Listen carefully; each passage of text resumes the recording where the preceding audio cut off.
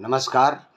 उपन्यास सम्राट मुंशी प्रेमचंद जी की 145वीं जयंती की पूर्व संध्या पर कल लखनऊ में अभिव्यक्ति कल्चरल एवं वेलफेयर सोसाइटी ने एक गोष्ठी का आयोजन किया था, जिसका शीर्षक था वर्तमान सामाजिक परिवेश में मीडिया और मंच पर मुंशी प्रेमचंद जी के साहित्य की प्रासंगिकता। इस विषय पर मैंने कल के एपिसोड में कहा था कि कोई रचना किसी देश काल और परिस्थिति में रची गई कोई रचना किसी अन्य भिन्न देश काल और परिस्थिति के लिए प्रासंगिक तभी होती है जब वो अपने रचना समय में सार्वकालिक रचना दृष्टि से, मानवीय दृष्टि से लिखी गई हो। और मुंशी प्रेमचंद जी का साहित्य इस विशेषता का एक प्रबल प्रतीक है साहित्य जगत में। तो कल मैंने कहा था कि हम उन बिंदुओं को अगले एपिसोड में लाएंगे जिससे यह पता चलेगा कि मुंशी प्रेमचंद जी ऐसे कालजयी रचनाकार कैसे बने, उनकी उस समय की लिखी गई रचनाएं आज भी कैसे प्रासंगिक हैं। तो इसके लिए हमें उनके जीवन को देखना पड़ेगा और उनकी रचना यात्रा को देखना पड़ेगा, उस परिवेश को देखना पड़ेगा, उन परिस्थितियों को देखना पड़ेगा जिसमें मुंशी प्रेमचंद पलते बढ़ते हैं और उनका एक अंतर्राष्ट्रीय स्तर पर उच्च कोटि के साहित्यकार के रूप में निर्माण होता है। तो हम जानते हैं कि मुंशी प्रेमचंद जी का जो जन्म हुआ था 31 जुलाई 1880 को हुआ था और उनका देहांत हुआ था 8 अक्टूबर 1936 को। तो कुल 56 वर्ष की आयु में 300 से अधिक कहानियों की रचना, 12 उपन्यासों की रचना, कई पत्रिकाओं का संपादन और कई लेख। इसके अलावा उससे पहले उर्दू साहित्य का एक उर्दू भाषा में एक बहुत ही उल्लेखनीय और व्यापक स्तर का साहित्य रचना, चाहे वो कहानी हो चाहे उपन्यास हो। हालांकि ये ज़रूर है कि उनकी जो उर्दू की कहानियाँ थीं उनमें अधिकतर का फिर बाद में हिंदी में अनुवाद हुआ था और उन पत्रिकाओं में छपे थे।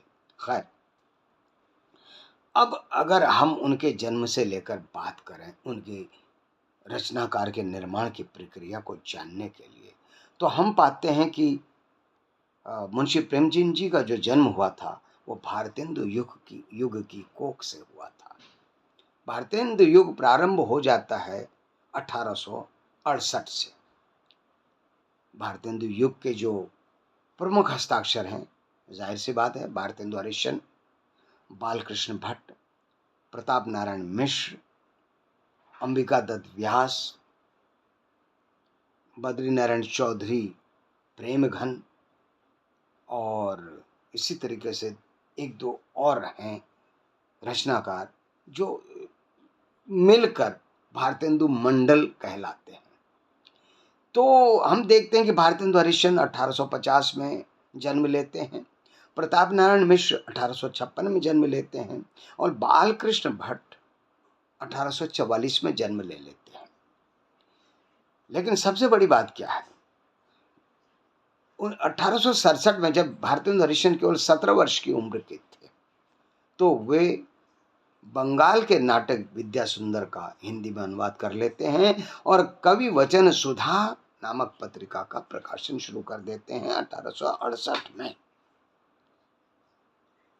इसलिए उनकी इतनी अल्प वय में ऐसी साहित्यिक मेधा को देखते हुए 1844 में जन्मे बालकृष्ण भट्ट जी के उनके भारतेंदु मंडल में होते हुए युग का नाम भारतेंदु युग पड़ता है।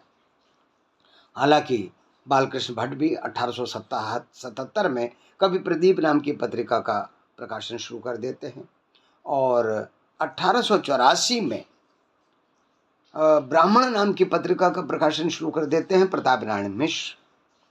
बताइए, उस युग में उतने अल्प समय में बिल्कुल विपरीत परिस्थितियों में साहित्य की ऐसी दृढ़ संकल्पित सेवा इन लोगों ने प्रारंभ करी, तो वो तो स्तुत्य है।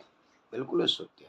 अब ये जो भारतेंदु युग है, ये 1868 से प्रारंभ होकर लगभग 1900 तक का माना जाता है। ये कैसा युग था?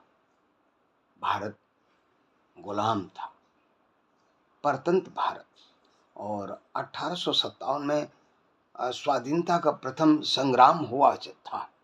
तो गुलामी की जंजीरें तोड़ने का जो संघर्ष था, जो देशव्यापी जो उथल पुथल थी, उससे ये रचनाकार अनभिज्ञ कैसे रहे होंगे? यानी कि उसी उथल पुथल क्रांति के बिल्कुल उत्कर्ष वाले भाव भूमि में इनका जन्म होता है, इतना इनका रचना कर्म शुरू होता है।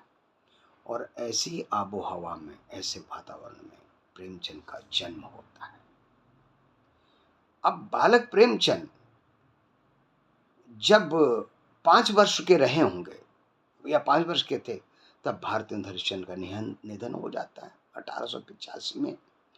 1990 तक आते आते जो बालक हमारे प्रेमचंद हैं, बालक प्रेमचंद ने भी अपने आसपास के परिवेश को, देश की स्थिति को जानना समझना शुरू कर दिया होगा। नहीं तो विश्व स्तर पर प्रतिष्ठित उपन्यास सम्राट का निर्माण नहीं हो पाता। पूत के पांव जो पालने में नजर आ जाते हैं, ये बात लागू होती है लगभग हर जगह। और इतने महान व्यक्तित्व के निर्माण में तो होती ही होती है।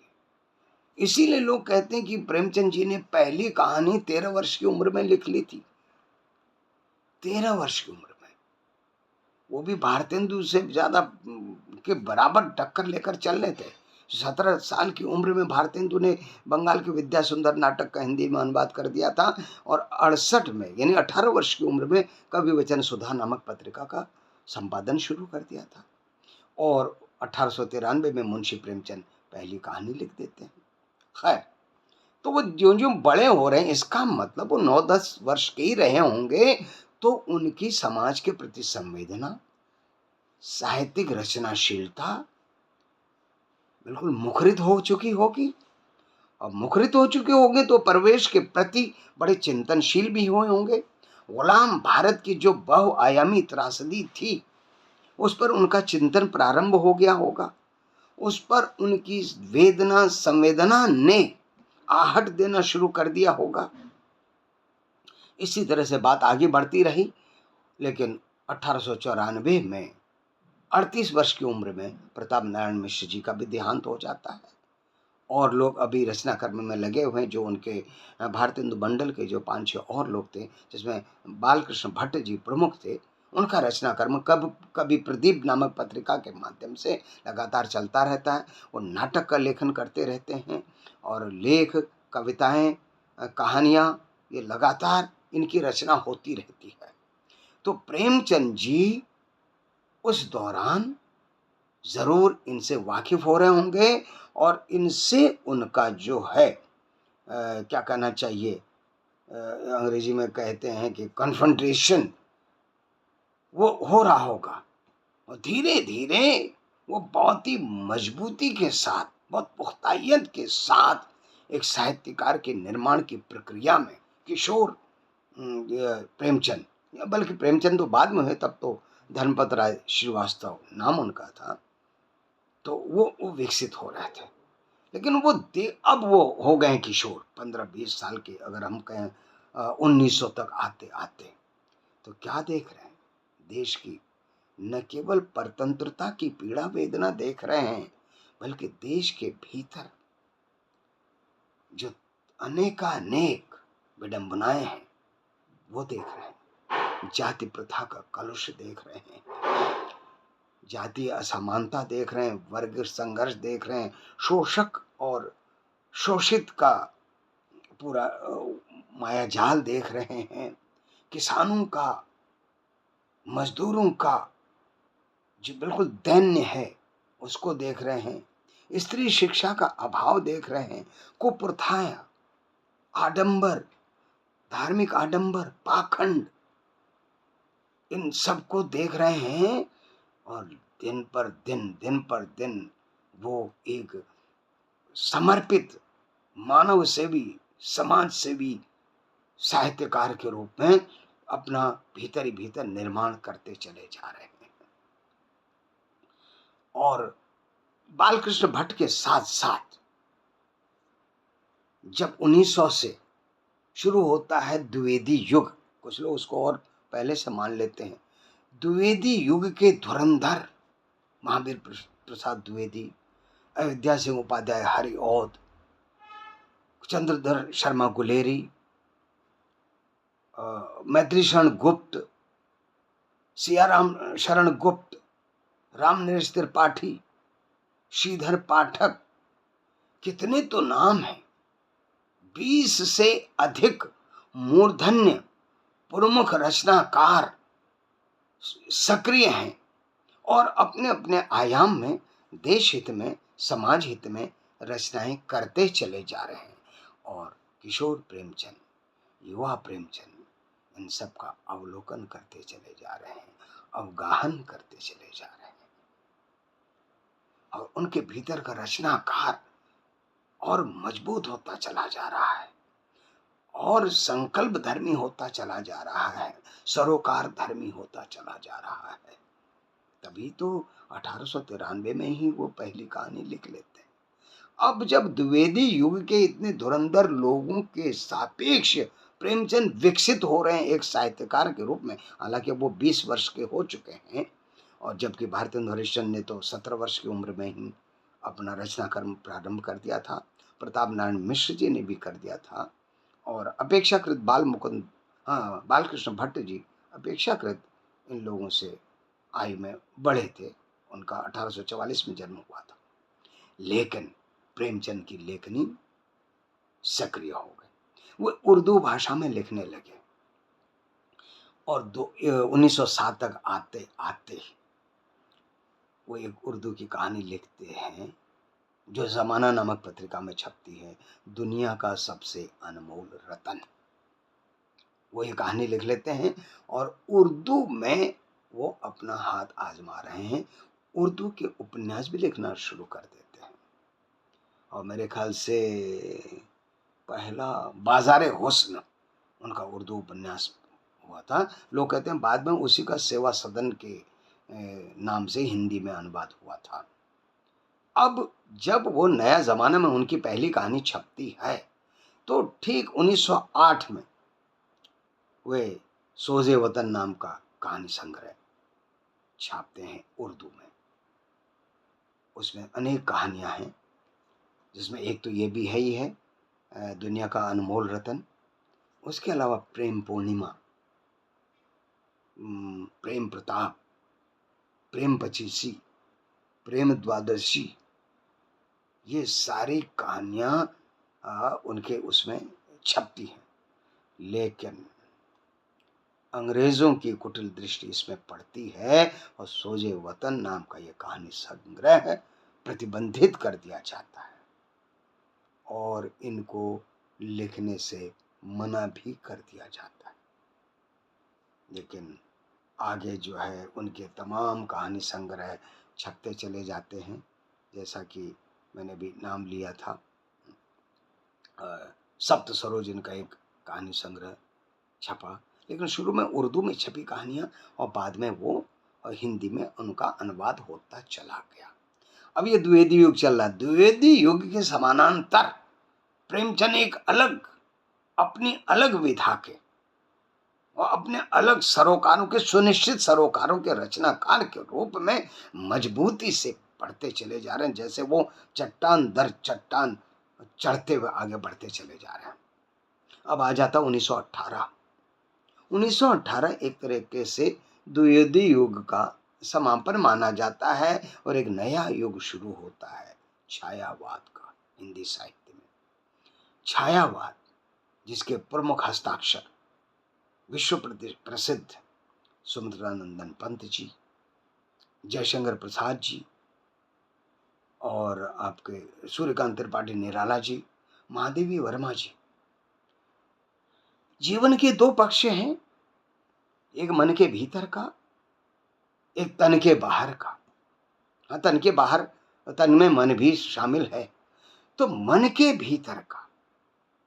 भीतर का जो भाव संसार है, रस संसार है, इच्छाएं हैं, आकांक्षाएं हैं, वृत्तियां हैं, प्रवृत्तियां हैं, प्रेम है, श्रृंगार है, विछोह है, वियोग है, जो व्यक्ति के एकाकी जीवन से जुड़े हुए, बिल्कुल ही नितांत उसके निजत्व से जुड़े हुए हैं, और उनका प्रकृति के साथ संवेदनात्मक संसर्ग या संवेदनात्मक प्रतिक्रिया, इसके जो रचनाकार थे, जिनमें कहीं न कहीं अमूर्त भाव जगत की बातें ज्यादा हैं, जहाँ रहस्यात्मकता भी है, तो इन रचनाकारों की का एक ऐसा विहंगम रचना संसार था जिसको छायावादी युग का नाम दे दिया गया। लेकिन बात देखिए, ये छायावादी युग 1918 से 1936 तक चलता है, और इसके एक तरफ तो ये छायावाद, दूसरी तरफ प्रेमचंद का बिल्कुल बिल्कुल सुदृढ़ यथार्थवाद।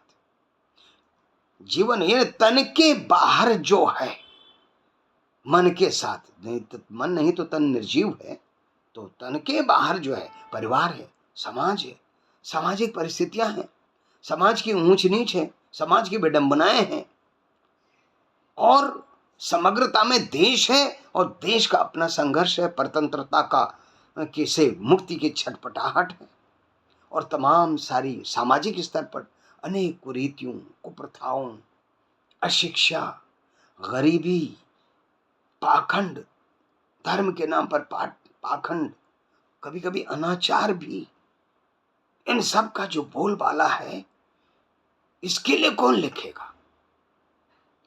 इसके प्रति एक रचनाकार का, एक संवेदनशील मनुष्य का क्या कर्तव्य है? क्योंकि रचनाकार जब पहले अपने को संवेदनशील मनुष्य के रूप में जब अपना साक्षात्कार करेगा, तभी तो वो एक सरोकार धर्मी रचनाकार बनेगा।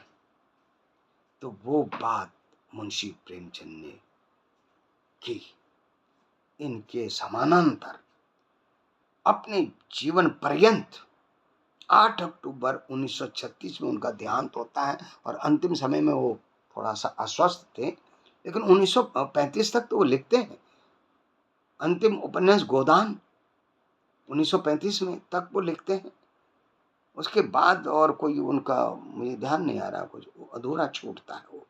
लेकिन इसका मतलब वो सतत सक्रिय हैं, रचनाशील हैं। तो इस दौरान उन्होंने ये काम किया। अब उनको कलम का सिपाही हम कहते हैं।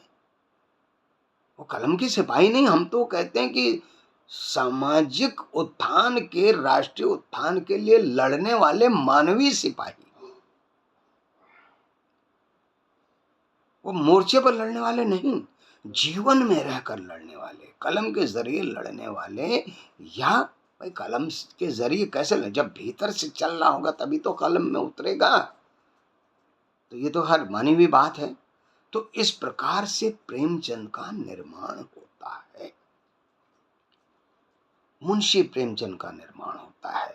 इस तरह से एक कथा सम्राट का निर्माण होता है, उपन्यास सम्राट का निर्माण होता है, और पूरे विश्व फलक पर उनकी एक पहचान बनती है।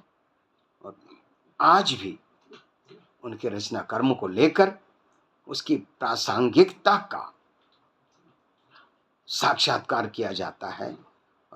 और केवल आज ही नहीं, हमें तो लगता है ये उनकी प्रासंगिकता तब तक बनी रहेगी जब तक समाज रहेगा।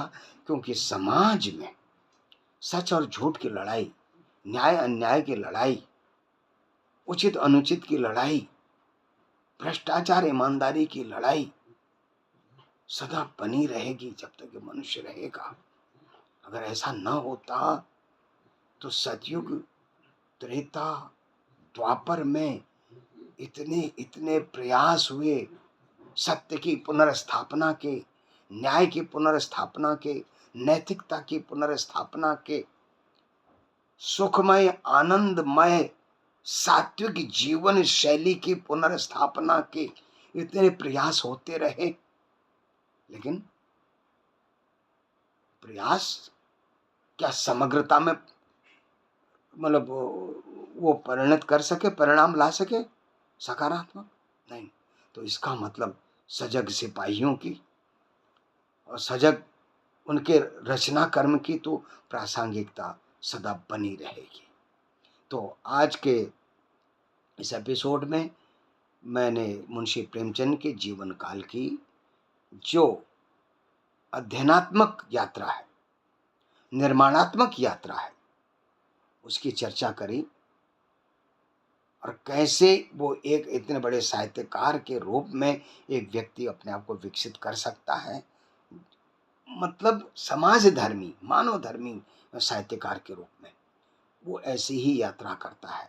खुद चाहे कितनी विषम परिस्थितियों में अपना जीवन जीता हो, कैसे दैन्य में जीता हो, वो इस प्रकार से आगे बढ़ता चला जाता है, अन्य साहित्यकारों से प्रेरणा लेकर या अन्य साहित्यकारों से एक अलग नए मार्ग का निर्माण कर।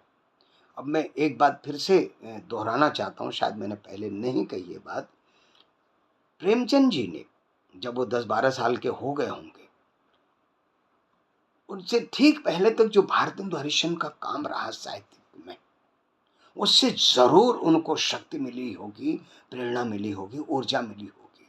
क्योंकि भारतेंदु हरिश्चंद्र ने एक और गुलामी की जंजीरों को तोड़ने के लिए साहित्य के माध्यम से, व्यवस्था के माध्यम से जनजीवन में जाकर भी बहुत ही अतुलनीय प्रयास किए, अथक प्रयास किए।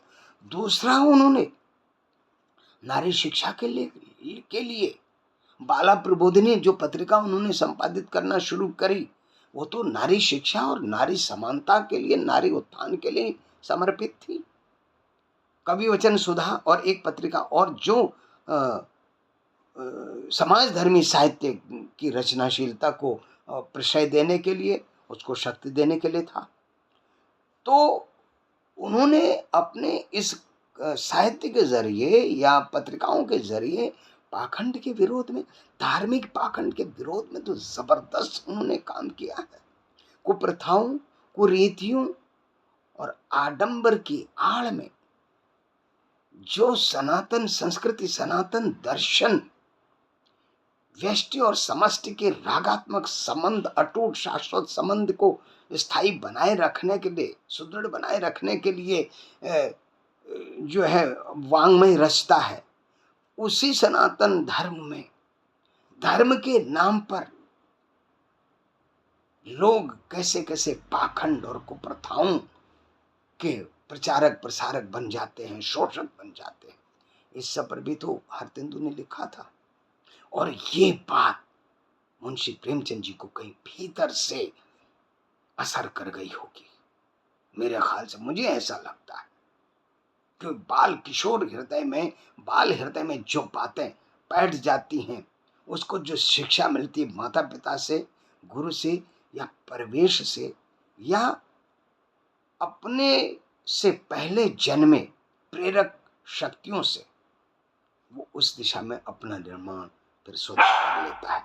इसके अलावा एक बात और है, उन दिनों इस पाखंड के विरोध में या सामाजिक विकास के लिए कुछ संस्थाएं काम कर रही थी, कुछ आंदोलन काम कर रहे थे, जैसे आर्य समाज, ब्रह्म समाज और थियोसॉफिकल सोसाइटी।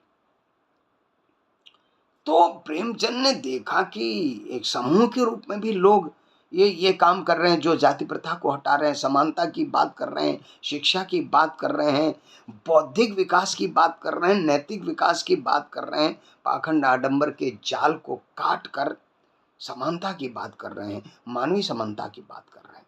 तो प्रेमचंद जी ने वहां से भी प्रेरणा अवश्य ली होगी, तब जाकर वो द्विवेदी युग, छायावादी युग के समानांतर अपना स्वतः एक प्रेमचंद युग का निर्माण करते चले गए।